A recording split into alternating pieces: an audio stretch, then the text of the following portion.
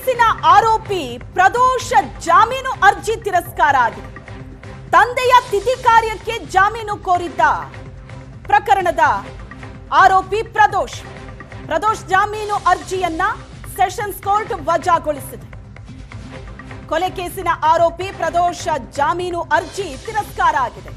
ತಂದೆಯ ತಿಥಿ ಕಾರ್ಯಕ್ಕೆ ಅಂತ ಜಾಮೀನು ಅರ್ಜಿಯನ್ನ ಸಲ್ಲಿಸಿದೆ. ಜಾಮೀನು ಅರ್ಜಿ ತಿರಸ್ಕಾರ ಆಗಿದೆ.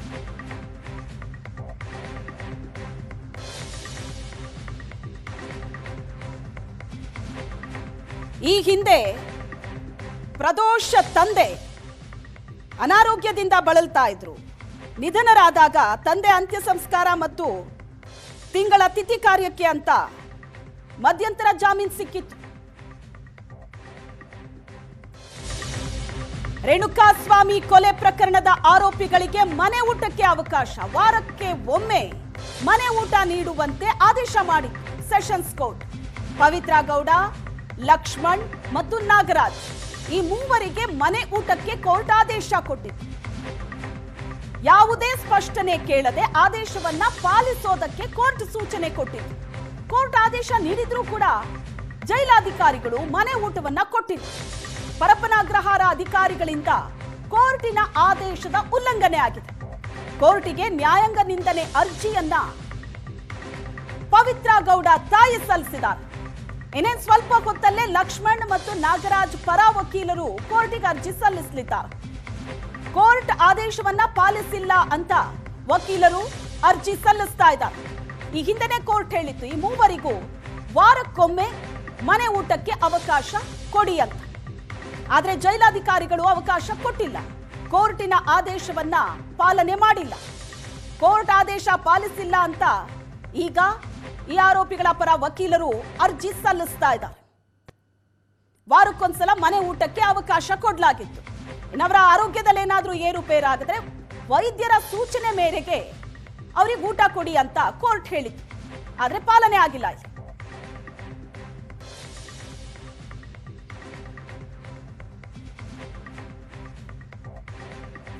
ಈ ಬಗ್ಗೆ ಹೆಚ್ಚಿನ ಡೀಟೇಲ್ಸ್ ಕೊಡ್ತಾರೆ ರಮೇಶ್ ಇದ್ದಾರೆ ಸಂಪರ್ಕದಲ್ಲಿ. ರಮೇಶ್, ಈ ಹಿಂದೆನೆ ಕೋರ್ಟ್ ಹೇಳಿತ್ತು ಈ ಮೂವರು ಆರೋಪಿಗಳಿಗೆ ವಾರಕ್ಕೊಂದ್ಸಲ ಮನೆ ಊಟ ಕೊಡಿ ಅಂತ. ಆದ್ರೆ ಜೈಲಾಧಿಕಾರಿಗಳು ಇದನ್ನ ಯಾಕೆ ಆದೇಶ ಪಾಲನೆ ಮಾಡಿಲ್ಲ ಹಾಗಾದ್ರೆ ರಮೇಶ್? ಶ್ವೇತಾ, ಅಂದ್ರೆ ರೇಣುಕಾಸ್ವಾಮಿ ಕೊಲೆ ಪ್ರಕರಣದಲ್ಲಿರುವಂತಹ ಆರೋಪಿಗಳು 7 ಜನ ಆರೋಪಿಗಳು ಪರಪ್ಪನಗರ ಜೈಲಲ್ಲಿರುವಂತದ್ದು. ಅದರಲ್ಲಿ ಪ್ರಮುಖವಾಗಿ A1 ಆರೋಪಿ ಪವಿತ್ರ ಗೌಡ ಮತ್ತೆ ಅಕ್ಯೂಸ್ ನಂಬರ್ 11 and 12 ಏನಿದ್ದಾರೆ ಲಕ್ಷ್ಮಣ್ ಮತ್ತೆ ನಾಗರಾಜ್ ಮೂವರು ಕೂಡ ಸೆಷನ್ ಕೋರ್ಟ್ಗೆ ಅರ್ಜಿಯನ್ನು ಸಲ್ಲಿಸುವ ಮೂಲಕ ನಮಗೆ ಮನೆ ಊಟವನ್ನ ಕೊಡಬೇಕು ಅನ್ನುವಂಥದ್ದು. ಅಂದ್ರೆ ಜೈಲ್ ಮ್ಯಾನ್ಯುವಲ್ ನಲ್ಲಿ ಇರುವಂತಹ ಅವಕಾಶಗಳಿದೆ. ಅಂಡರ್ ಟ್ರಯಲ್ ಪ್ರಿಸನರ್ಗೆ ಮನೆ ಊಟನ ಪಡ್ಕೊಳ್ಳಿಕ್ಕೆ ಅವಕಾಶಗಳಿರುವಂತದ್ದು. ಆ ಒಂದು ನೆಲೆಯಲ್ಲಿ ಇಲ್ಲಿರುವಂತಹ ಏನೋ ವ್ಯವಸ್ಥೆ ಏನಿದೆ, ಊಟ ಏನಿದೆ ಅದು ಸರಿಯಾಗಿಲ್ಲ. ಹಾಗಾಗಿ ನಮಗೆ ಆರೋಗ್ಯ ಸಮಸ್ಯೆ ಆಗ್ತಾ ಇದೆ. ಆ ಒಂದು ಕಾರಣಕ್ಕಾಗಿ ಮನೆಯ ಊಟಕ್ಕೆ ಅವಕಾಶವನ್ನು ಮಾಡಿಕೊಡ್ಬೇಕು ಅಂತ ಅರ್ಜಿನ ಸಲ್ಲಿಸಿದ್ರು. ಆ ಸಂದರ್ಭದಲ್ಲಿ ಅವರಿಗೆ ಅವಕಾಶವನ್ನು ಕೊಟ್ಟಂತ ಸಂದರ್ಭದಲ್ಲಿ ಈಗ ಅದನ್ನ ಪ್ರಶ್ನೆ ಮಾಡಿ ಮತ್ತೆ ಜೈಲಧಿಕಾರಿಗಳು ಒಂದು ಕ್ಲಾರಿಫಿಕೇಶನ್ ಕೇಳ್ತಾರೆ. ಕ್ಲಾರಿಫಿಕೇಶನ್ ಕೇಳಿದಂತ ಸಂದರ್ಭದಲ್ಲಿ ವಾರಕ್ಕೊಮ್ಮೆ ಊಟವನ್ನ ಕೊಡಿ, ಯಾವ ಮೂವರು ಆರೋಪಿಗಳು ಕೋರ್ಟ್ ಮುಂದೆ ಬಂದಿದ್ದಾರೆ, ವಾರಕ್ಕೊಮ್ಮೆ ಮನೆ ಊಟವನ್ನ ಕೊಡಿ ಅನ್ನುವಂಥದ್ದು. ಮತ್ತೆ ಅವ್ರಿಗೇನಾದ್ರೂ ಆರೋಗ್ಯದಲ್ಲಿ ಏರ್ಪೇರಾಗಿದೆ, ಜೈಲಿನ ಊಟವನ್ನ ತಿಂದು ಆರೋಗ್ಯದಲ್ಲಿ ಏರ್ಪೇರಾಗಿದೆ, ಅದರಲ್ಲಿ ವೈದ್ಯರ ಸಲಹೆ ಸೂಚನೆ ಮೇರೆಗೆ ವೈದ್ಯರು ಏನ್ ಹೇಳ್ತಾರೆ ಅದನ್ನ ಪಾಲನೆ ಮಾಡಬೇಕು. ಮತ್ತೆ ಸ್ಪಷ್ಟನೆ ಅಂತೇಳಿ ಮತ್ತೆ ಯಾವುದೇ ಕಾರಣ ಇಟ್ಕೊಂಡು ಕೋರ್ಟ್ ಮುಂದೆ ಬರಬಾರದು ಅನ್ನುವಂಥದ್ದು. ಒಂದು ವೇಳೆ ಈ ಆದೇಶವನ್ನ ಪಾಲನೆ ಮಾಡ್ತಾ ಇದ್ರೆ ಜೈಲಧಿಕಾರಿಗಳ ವಿರುದ್ಧ ಕ್ರಮವನ್ನು ತೆಗೆದುಕೊಳ್ಬೇಕಾಗುತ್ತೆ ಅಂತ ಸ್ಪಷ್ಟವಾಗಿ ಆದೇಶದಲ್ಲಿ ಬರಲಾಗಿತ್ತು. ಅದಾದ ನಂತರವೂ ಕೂಡ ಒಂದು ವಾರದ ಮೇಲಾಯ್ತು ಈ ಆದೇಶ ಬಂದು. ವಾರಕ್ಕೊಮ್ಮೆ ಊಟವನ್ನು ಕೊಡ್ಲಿಕ್ಕೆ ಕೋರ್ಟ್ ಅದೇ ಅವಕಾಶವನ್ನು ಕೊಟ್ಟಿದ್ದು. ಊಟವನ್ನು ತೆಗೆದುಕೊಂಡು ನಾಗರಾಜ್, ಲಕ್ಷ್ಮಣ್ ಮತ್ತು ಪವಿತ್ರ ಗೌಡ ಅವರ ಕುಟುಂಬಸ್ಥರು ಹೋದ್ರೆ ಅದಕ್ಕೆ ಅವಕಾಶವನ್ನು ಮಾಡಿ ಕೊಟ್ಟಿಲ್ಲ. ಹಾಗಾಗಿ ಕೋರ್ಟ್ ಆದೇಶವನ್ನ ಪಾಲನೆ ಮಾಡದ ಜೈಲಧಿಕಾರಿಗಳ ವಿರುದ್ಧ ನ್ಯಾಯಾಂಗ ನಿಂದನೆಯನ್ನ ಮಾಡಬೇಕು ಅಂತೇಳಿ ನಾಗರಾಜ್ ಮತ್ತು ಲಕ್ಷ್ಮಣ್ ಪರ ವಕೀಲರು ಈಗ ಅರ್ಜಿನ ರೆಡಿ ಮಾಡ್ಕೊಂಡು ಬಂದಿದ್ದಾರೆ. ಇನ್ನೇನು ಕೆಲವೇ ಕ್ಷಣಗಳಲ್ಲಿ ಅರ್ಜಿ ಸಲ್ಲಿಕೆ ಆಗುತ್ತೆ ಅಂತ ಪವಿತ್ರ ಗೌಡ ತಾಯಿ ಭಾಗ್ಯಮ್ಮ ಕೂಡ ಈಗಾಗಲೇ ಒಂದು ಅಫಿಡವಿಟ್ ಅನ್ನ ಸಲ್ಲಿಕೆ ಮಾಡಿದ್ದಾರೆ ಕೋರ್ಟ್ ಮುಂದೆ.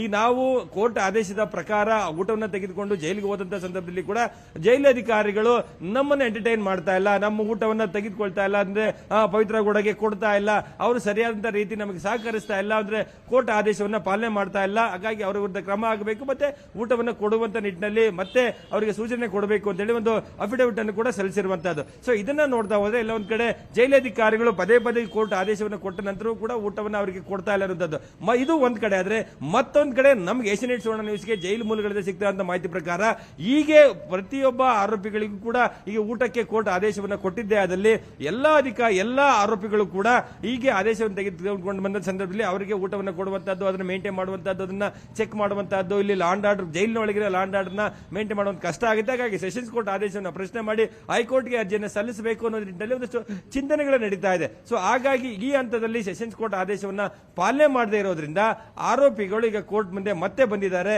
ಸೊ ಅರ್ಜಿ ಸಲ್ಲಿಕೆ ಆದ ನಂತರ ಇವತ್ತು ಈಗ ಇನ್ನೇನು ಕೆಲವು ಕ್ಷಣಗಳಲ್ಲಿ ಅರ್ಜಿ ಸಲ್ಲಿಕೆ ಆದ್ರೆ ಮಧ್ಯಾಹ್ನದ ವೇಳೆಗೆ ಅದು ಆರ್ಗ್ಯುಮೆಂಟ್ ಆಗುವಂತ ಸಾಧ್ಯತೆ ಇರುವಂತದ್ದು. ಆ ಸಂದರ್ಭದಲ್ಲಿ ಸೆಷನ್ಸ್ ಕೋರ್ಟ್ ಏನ್ ಹೇಳುತ್ತೆ ಅಥವಾ ಅಲ್ಲೇನಾದ್ರೂ ಹೈಕೋರ್ಟ್ಗೆ ನಾವು ಹೋಗ್ತೀವಿ ಅನ್ನುವಂಥದ್ದನ್ನ ಜೈಲಧಿಕಾರಿಗಳ ಅವರ ಪರ ಬರುವಂತ ವಕೀಲರುಗಳು ಹೇಳ್ತಾರ. ಸೊ ಇದನ್ನ ನೋಡಬೇಕಾಗಿರುವಂತದ್ದು. ಇಲ್ಲಿ ಒಂದ್ ಕಡೆ ಸೆಷನ್ಸ್ ಕೋರ್ಟ್ ಅವರಿಗೆ ಮನೆ ಊಟವನ್ನು ಕೊಡಿ ಅಂತ ಹೇಳಿ ವಾರಕ್ಕೊಮ್ಮೆ ಕೊಡಿ ಅಂತ ಆದೇಶವನ್ನು ಮಾಡುತ್ತೆ. ಆದ್ರೆ ಜೈಲಿನ ಅಧಿಕಾರಿಗಳು ಮಾತ್ರ ಇದೇ ರೀತಿಯ ಆದೇಶವನ್ನ ಎಲ್ಲಾ ಆರೋಪಿಗಳು ಅಪರಾಧಿಗಳು ತೆಗೆದುಕೊಂಡು ಬಂದಿದ್ದೆ ಆದಲ್ಲಿ ಅದನ್ನ ನಾವು ಹೇಗೆ ಮೇಂಟೈನ್ ಮಾಡೋದು? ಹಾಗಾಗಿ ಇದನ್ನ ಪಾಲನೆ ಮಾಡಲಿಕ್ಕೆ ಸಾಧ್ಯ ಇಲ್ಲ. ಈ ಆದೇಶ ಪ್ರಶ್ನೆ ಮಾಡಿ ಹೈಕೋರ್ಟ್ಗೆ ಹೋಗಬೇಕು ಅನ್ನುವಂಥ ಚಿಂತನೆಗಳಲ್ಲಿ ಇದಾರೆ.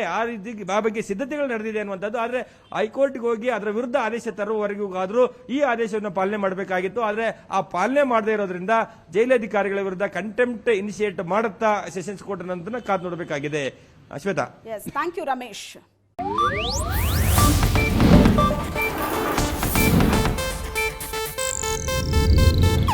ಇದು ಏಷ್ಯಾನೆಟ್ ನ್ಯೂಸ್ ನೆಟ್ವರ್ಕ್ ಪ್ರಸ್ತುತಿ.